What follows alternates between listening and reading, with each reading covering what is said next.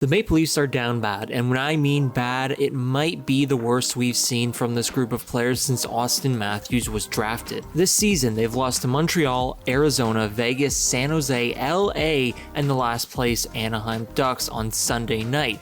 But what if I told you last year was eerily similar? In the 2021-22 season, the Maple Leafs were 5-4-1 in their first 10 games, losing to the likes of the Ottawa Senators, San Jose Sharks, Pittsburgh Penguins, the New York Rangers, and the Carolina Hurricanes. In that season, the Maple Leafs were 1-2-1 against their tougher opponents, which I classify as the Rangers, Penguins, Hurricanes, and Golden Knights. But this season, it was a little bit different. Toronto is 2-2 against the more difficult teams, which I would classify as Washington, Dallas, Vegas, and LA. And although it doesn't move the needle much in terms of difference, it does offer a little bit of perspective. Let's look at another team, for example, like the Colorado Avalanche. Last season, they began the season shockingly similar to the Maple Leafs with a 4-5-1 record. What did they do after that, though? They went on to win the Stanley Cup. Now, you could argue that the Leafs didn't win the Cup, or win a playoff round for that matter, but I remember a lot of people feeling okay with the lost series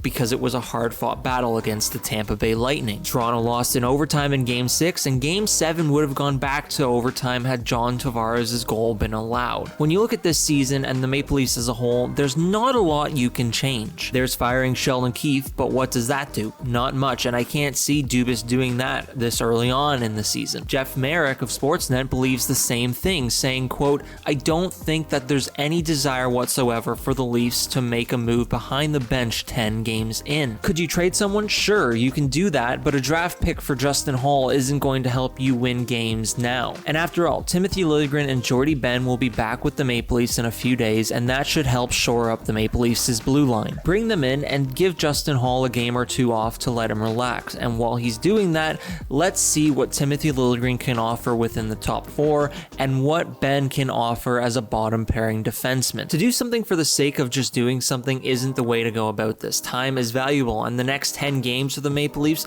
are likely the most important games this season for them. I think if the circumstances are the same after Game 20, which is on November 21st, then we look at what can be done for change. But if the Maple Leafs are in a winning record, I think the Leafs should stay with what they have right then and there. But for now, we should wait and see. The Maple Leafs could be good after Game 20. Who knows?